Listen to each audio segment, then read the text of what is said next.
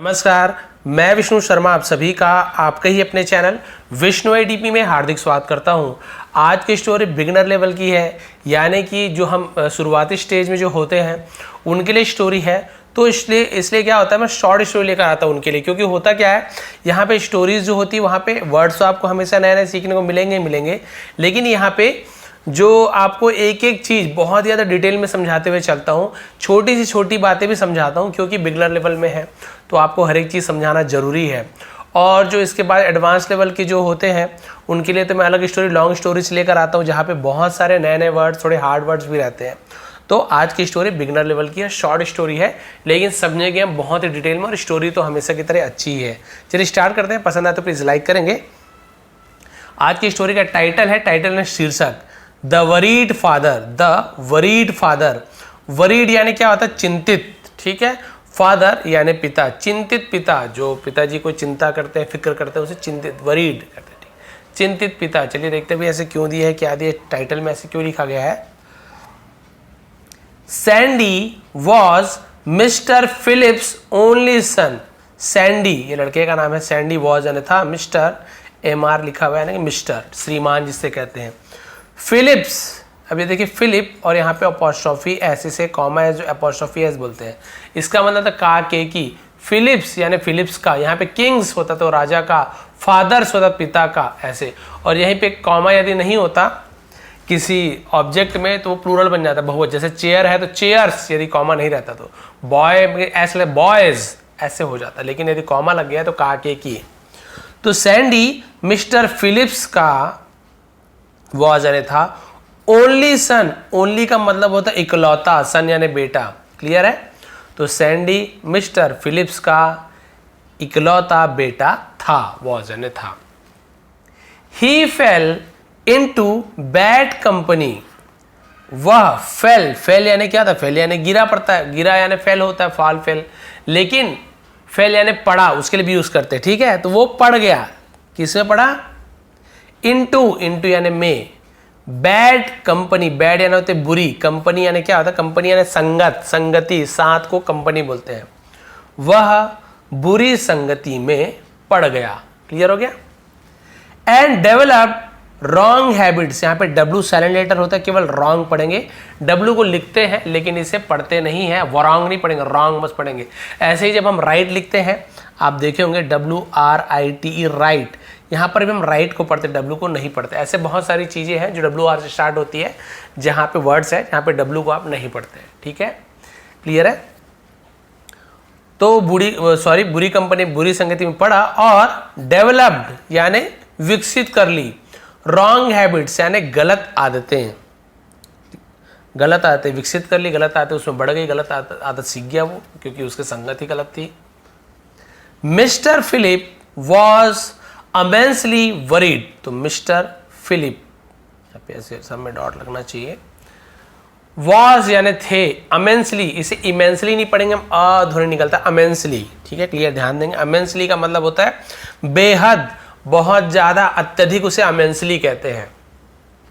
Worried, तो mister Philip बेहद चिंतित थे, बेहद फिक्रमंद थे, अबाउट यानी के बारे में, हिज सन अपने बेटे के बारे में, अपने बेटे के विषय में, ऐसे यूज करते हैं। तो बेटे को लेकर बेहद चिंतित थे। He tried his best to mend his habits. He tried, वह या उसने, ही यानी वह भी होता है, उसने के लिए भी यूज करते हैं। ट्राइड, तो ट्राई, TRY, ट्राई का सेकंड फॉर्म ट्राइड, वाई हट के ID लग जाता है, ये वर्ब का सेकंड फॉर्म है, ठीक है। तो यदि सब्जेक्ट के बाद वर्ब का सेकंड फॉर्म हो तो उसे हम पास्ट सिंपल टेंस कहते हैं। गया, खाया, पिया, दौड़ा, भागा, ऐसे होता है। ही ट्राइड यानी उसने कोशिश की, ऐसे हो जाएगा। क्या कोशिश की, हिज बेस्ट यानी अपनी पूरी कोशिश की, उसे हिज बेस्ट बोलते हैं। उसने अपनी पूरी कोशिश की टू मेंड यानी होता है सुधारना, उसे मेंड कहते हैं। चाहे वो सिलाई करके सुधारे, चाहे वो मोची जूते को सुधारे, चाहे किसी भी काम को सुधारने को मेंड कहा जाता है। तो यहाँ पे आदत सुधारा तो भी मेंड कहेंगे।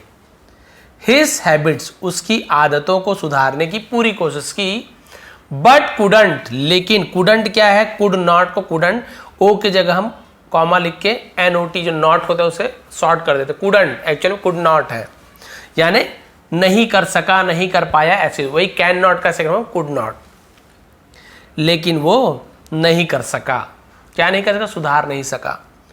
वन डे, एक दिन, ही thought of a plan. Thought of a plan का मतलब क्या होता है, उसने एक योजना बनाई, उसे थॉट ऑफ अ प्लान बोलते हैं। एक विचार के बारे में सोचा, यानी कि एक योजना बनाई, एक तरकीब निकाली, ऐसे बोलते हैं थॉट ऑफ अ प्लान। एक योजना बनाई। टू डिसिप्लिन हिम, डिसिप्लिन का मतलब क्या होता है, हम उसे क्या, अनुशासित करना, यानी कि नियम में चलना, अनुशासित करना, हिम यानी उसे। तो उसे अनुशासित करने के लिए एक उसने योजना बनाई कि चलो एक थोड़ा सा ट्राई किया जाए, कोशिश किया जाए तो ये डिसिप्लिन में आ जाए। He went to the market, he यानी वह, वेंट गया। देखिए वर्ब के बाद, सॉरी सब्जेक्ट के बाद वर्ब का सेकंड फॉर्म है। वेंट किसका सेकंड फॉर्म है, गो का। Go, went, gone, first form, second form, third form, second form को यूज करते हैं पास्ट सिंपल टेंस में। वह गया, कहाँ गया, किसके पास गया, तो टू प्रीपोजिशन का यूज करते हैं। बाजार गया, घर गया, किसी के पास गया, सिटी गया, तो हम टू का यूज करेंगे। द मार्केट, वह बाजार गया। एंड परचेज्ड, और खरीदा। देखिए परचेज सेकंड फॉर्म लिखा है, परचेज का परचेज, तो खरीदा बोलूंगा। वन रॉटन मैंगो, एक रॉटन, इसे लिख लीजिए रॉटन है, सड़ा हुआ उसे रॉटन कहते हैं। और एक सड़ा हुआ आम खरीदा। एंड सम फ्रेश वंस, और सम यानी कुछ, फ्रेश वंस यानी होते हैं अच्छे वाले, ताजे वाले, तो वन को हम वाला ऐसे भी यूज कर लेते हैं। ठीक है, क्लियर हो गया। तो भाई उसने कुछ ताजे आम और एक सड़ा हुआ आम खरीदा। He came back and called his son, वह केम आया, क्यों, सेकेंड फॉर्म है, कम, केम, कम, तो कम का फर्स्ट फॉर्म भी कम होता है, थर्ड फॉर्म भी कम होता है, सेकेंड केम होता है। ही केम, वह आया, अब यहीं पे होता वह आता है, प्रेजेंट सिंपल हम क्या लिखते हैं, ही कम्स ऐसे लिख देते। ठीक है, ही, सी, इट या नेम रहता है ना, उसके साथ हम ऐसे ही है जो कम्स, गोज, प्लेस, लेकिन आई यू वी दे रहता है ना, तो I go, sorry I come, you come, we come, ऐसे होता। अब पास्ट में है तो केम हो जाएगा। वह आया, बैक यानी वापस, एंड कॉल्ड, और बुलाया, कॉल्ड यानी तो बुलाना, पुकारना, उसे कॉल्ड बोलते हैं। हिज सन, हिज यानी उसका या अपने के लिए भी हिज का यूज करते हैं। अपने बेटे को बुलाया, घर आके सड़ा हुआ आम एक लिया और बहुत सारे ताजे आम लिया, अपने बेटे को बुला लिया। Sandy, would you like to eat a mango, would you, तो वुड का यूज हम विल के जगह करते हैं। वुड यू, चाहोगे, खाओगे, लाइक यानी तो पसंद करना, तो वुड यू लाइक, क्या तुम चाहोगे, क्या तुम पसंद करोगे, ऐसे यूज करते हैं। टू ईट, खाना, अ मैंगो यानी एक आम, यानी आम बोल सकते हैं, तो क्या तुम आम खाना चाहोगे, ऐसे यूज कर रहे हैं, क्या तुम आम खाना चाहोगे। क्रेजी फॉर मैंगोज, क्रेजी यानी बोलते हैं ना पागल, है ना, फॉर मैंगोज यानी आमों के लिए पागल, यानी आम के लिए पागल था ना वो। Sandy hurried to select one, तो सैंडी ने हरीड यानी जल्दी से, उसे हम हरीड बोलते हैं, जल्दी से, टू सिलेक्ट वन, एक सिलेक्ट कर लिया, सिलेक्ट करना चुन लिया, जल्दी से उसने एक आम को चुना। वाइल चूजिंग यानी वाइल यानी के दौरान, चूजिंग, ये चूजिंग क्या है, इसका मतलब चुनना, उसे चूजिंग कहते हैं, चुनना। तो चुनने के दौरान, ऐसे नहीं कि चूसिंग, आम चूसने के दौरान नहीं है, कई बार ऐसे होता है, नए नए रहते हैं तो कई बार हम लोग मन से दिमाग लगा, अरे भाई मैंगो है, चूज लिखा हुआ है, चूजिंग, आम को चूसना है, आम को चूसते हुए नहीं भैया, चूजिंग अलग होता है, चूज करना। ऐसे मजाक कर रहा हूँ, बट कई बार ऐसे होता है, हम लोग को लगता है, हम भी स्टार्टिंग में जब इंग्लिश सीखते थे हिंदी मीडियम से है, तो हमें भी तो बहुत सारे कन्फ्यूजन, कुछ नहीं बहुत सारे, एक से एक पागलपन आता है मन में। तो वाइल यानी होता है जब या के दौरान, क्लियर है। तो चुनने के दौरान ही पिक्ड, उसने, वह या उसने, पिक्ड यानी उठाया, पिक का सेकंड पिक्ड, उसने उठाया, यहीं पे उठाता है तो ही पिक्स ऐसे हो जाता है, उसने उठाया। द रॉटन वन, वन के लिए वाला ऐसे भी यूज करते हैं, सड़ा वाला ऐसे भी यूज कर लेते हैं, ठीक है। तो उसने सड़ा वाला आम उठा लिया, सड़ा हुआ उठा लिया। इमीडिएटली, इमीडिएटली यानी तुरंत। ही थ्रू इट बैक, वह या उसने थ्रू फेंका, थ्रो का सेकंड फॉर्म थ्रू है इसलिए थ्रू बोल रहे, उसने फेंका। इट यानी उसे, इसे भी होता है उसे भी होता है, आप पास में यूज करें तो उसे बोल दीजिए, प्रेजेंट में तो इसे बोल दीजिए। बैक यानी वापस, उसने उसे वापस फेंका, यानी कि जो आम में से उठाया था ना वही वापस फेंक दिया। He picked a big mango, और उसने पिक्ड उठाया, अ बिग मैंगो एक बड़ा आम उठाया। And sucked it's pulp, sucked, अब ये सग्ड यानी होता है चूसना, ठीक है। इट्स यानी उसके, पल्प यानी होता है उसके गूदे को पल्प कहा जाता है। पल्प यानी गूदा, ये भी ध्यान रखें, जैसे मैंगो पल्प, ऑरेंज पल्प होता है ना, अंदर जो गूदा होता है उसको पल्प कहा जाता है। इसलिए बोलते हैं ना पल्पी फ्लेवर। तो कई आप ड्रिंक वगैरह पियेंगे, देखें उसमें उसको दाना दाना दाना ऑरेंज का पल्प रहता है, उससे पल्प कहा जाता है। तो उसने उसके गूदे को चूसा आम के। तो अब ये होता है चूसना यानी सक करना, सक करना, ठीक है। और ये चूजिंग यानी होता है चूज करना, तो दोनों में अंतर है। बहुत से लोग हंस रहे होंगे। फिर देखिए the next day, next day यानी होता है अगले दिन। When he went to eat another mango, जब ही यानी वह went गया, बता दिया went का यूज क्यों किया गया है, सेकेंड फॉर्म। to eat खाने के लिए, another mango अन्य आम या दूसरा आम, तो हम another का यूज करते हैं, क्लियर है। अगले दिन जब वह दूसरा आम खाने गया, he was shocked to find, वह was यानी था, shocked यानी हैरान था, टू फाइंड यानी पाकर, क्या पाकर, दैट की ऑल द मैंगोज सभी आम, वर स्पॉइल्ड, स्पॉइल्ड डी का सेकंड, स्पॉइल्ड का स्पॉइल्ड सेकंड फॉर्म। स्पॉइल यानी क्या होता है, स्पॉइल्ड, सॉरी, उसे बर्बाद हो जाना, उसी का सेकंड में स्पॉइल्ड, बर्बाद थे, बर्बाद हो गए थे, ऐसे। अगले दिन वह दूसरा आम खाने गया तो यह देखकर हैरान रह गया कि सारे आम खराब हो गए थे। तो स्पॉइल यानी तो खराब हो जाना, सब खराब हो गए थे। Mister Philip saw his sons dishearten, ठीक है। तो मिस्टर फिलिप ने सॉ देखा, सी सॉ सीन, तो हम सेकेंड फॉर्म को यूज करेंगे। हिज सन्स अपने बेटे का या बेटे है ना को ऐसे यूज करेंगे, अपने बेटे को डिसहार्टन, ठीक है। डिसहार्टन यानी होता है निराश, उसे डिसहार्टन कहा जाता है। उसने अपने बेटे को निराश देखा, यानी फेस यानी उसके चेहरे पर निराशा देखी। एंड एक्सप्लेन्ड, एक्सप्लेन यानी समझाना, एक्सप्लेन्ड यानी समझाया, सेकेंड फॉर्म है ना। निराशा उसके चेहरे पर देखा और उसे समझाया। सी सन है ना, बेटा देखो, देखो बेटा। You didn't throw away the rotten mango, you यानी तुमने, है ना। डिडंट, डिड नॉट, उसी का सेकेंड फॉर्म है डिडंट, यानी नहीं किया, नहीं खाया, नहीं, डिड नॉट का यूज करते हैं, पास्ट सिंपल टेंस है। लेकिन डिड लगा हुआ है तो वर्ब का फर्स्ट फॉर्म का यूज, देखिए थ्रू का यूज, थ्रो का यूज करें, फर्स्ट फॉर्म का यूज किया जाता है।